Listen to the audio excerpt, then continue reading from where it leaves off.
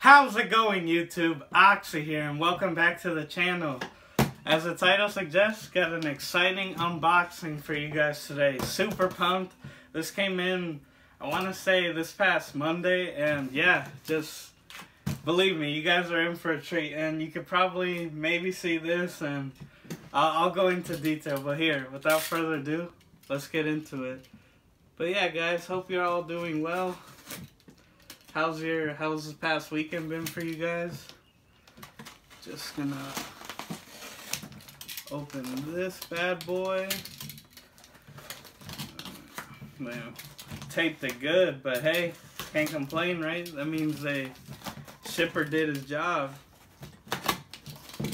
Alright, and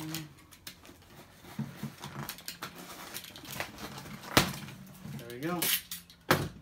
Alright, so moment of truth, and boom, would you look at that, Sega 32x.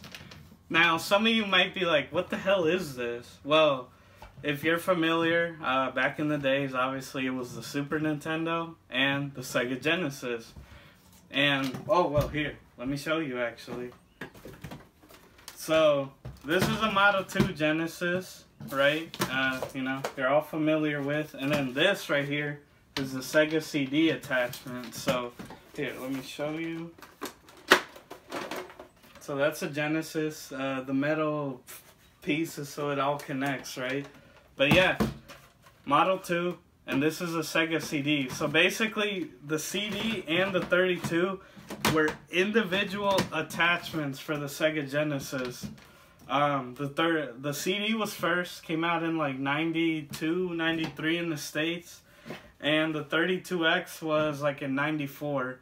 Basically, these were meant to like add life to the Genesis, right? Like give it longevity, you know, to compete with Nintendo. Because believe it or not, the Genesis was actually, in terms of like the Genesis versus Super Nintendo, it was in the lead for the longest. In the end, the Super Nintendo did overtake it, but for the, I want to say for like 60-70% of the console's life, this was top dog. But yeah, 32X is, as the name suggests, 32.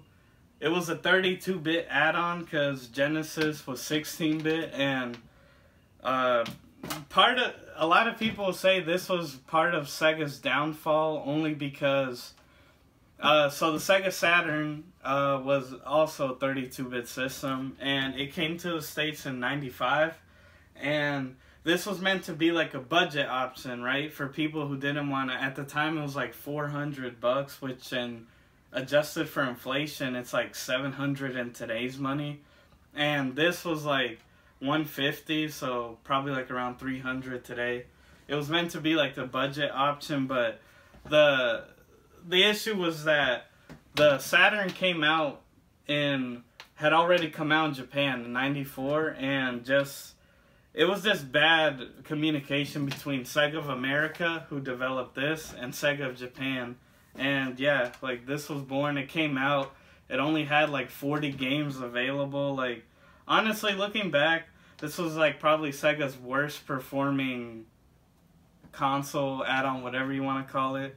Because the CD, I think worldwide, this one didn't last long either. It was like 2 million, 2.2. Whereas this, it's estimated only hit like barely 1 million worldwide, like its whole life. But yeah, so I bought it off of eBay, pretty good deal. It was an auction, I won it under $100, and like, look, so this spacer is, so here, let me show you. It goes in like that, right? But it's like loose, like, you know, it shakes. Now, in a Model 1 Genesis, you know, the longer one, it fits perfectly. But this spacer, which on eBay, this thing alone is like close to $50. So I didn't know it came with it. So, hey, you know, bonus for me. Spacer is specifically for the Model 2, and like so, boom. And you know, barely any shaking. Obviously, it came with its power adapter, and that's the crazy thing.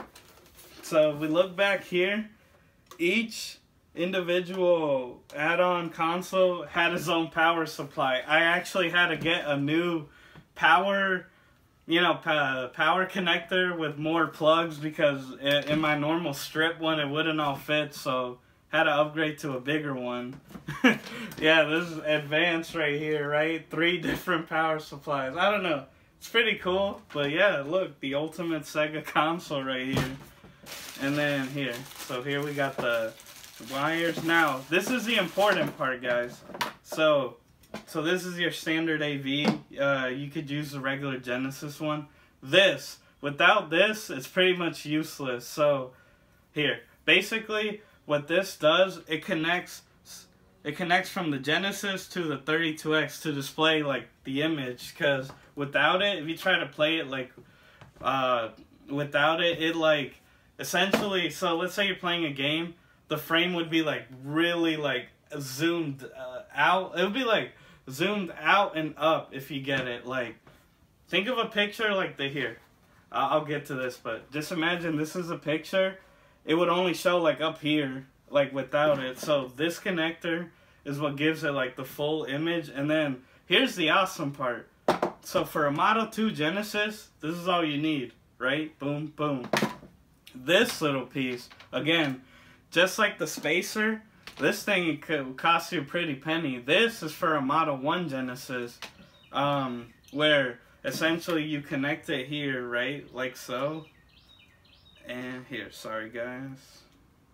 You connect it, and this is an adapter because it's bigger pins to go into your Model 1 Genesis. And without this, you can't play it for a Model 1. And of course, Model 2, I only need this, but this is another bonus. And let's see. That's about it here. Get rid of that. And this is another really cool thing. So these metal pins are, so essentially when this came out back in the day, for my old heads, instead of AV there was RF, radio frequency, and basically in America for this to come out, these were here. Essentially you put them in here and it's meant to hold open this gap so it'll fit in smoothly, but as you saw, you don't need it, like you could just put it in. But the idea was to follow FCC regulation. I know it's ridiculous. You had to put these 2 in. I'm not gonna do that because I'll admit it's a hassle from what I've seen. These are very not worth it. But again, another bonus to have. Like damn, this thing really came with everything. But yeah, you would put these in. It holds this flap open so you could slide it in, and of course spacer. But yeah, guys, what do you think? I think it's pretty awesome, Piece of history. Obviously, it's a conversation piece. Someone comes by and you're like, yo, what the hell is that? And it's like the ultimate Sega entertainment system right here. Doesn't get more advanced than this, right? But yeah, guys, I don't know. I thought it was cool. Like I said, I've got it under 100, which is, for all of this, like, again, spacer alone is like 45, 50, so it was a good deal, It has, another thing, another warning, the power. You can't use a Model 1, so each individual thing has its own power, like I said, and the 32X has like a specific one where a 2103, which both of these can use, like you can switch between them. Sega CD has its own, like, this one you have to use it. A Model 1 has like a different one, and you can't use it on this. It'll fry it, so you'll kill your system like that. And yeah, and you could tell by, I don't know if you guys will be able to see it, but yellow tip, like they're all color coded. And then a Genesis 3, which was even smaller, has its own, like, completely, like, nothing can share it. Like that one is like, it's even smaller power supply. But yeah, guys, it's like, I don't know, pretty cool. And like, yeah, here, so I do have a 32X game, which you guys will see gameplay of. I'll have gameplay at the end. But yeah, Virtua Fighter, who remembers this? The OG original 3D fighting game, Tekken ain't got Tekken, Dead or Alive, Soul Calibur ain't got nothing on Virtua Fighter. Sega, you need to bring back Virtua Fighter, we need 6. But yeah, guys, about to see some gameplay of this, you know, check it out. And yeah, so from here, I'm pretty much gonna wrap up in the sense of like, I'm gonna show gameplay of Virtua Fighter. But yeah, guys, let me know down in the comments what you thought. I think it's pretty awesome, looks badass. But yeah, please make sure to like, share, and subscribe. And don't click out just yet. Check out the gameplay. But with that, guys, I've been your host, Soxy. Take care.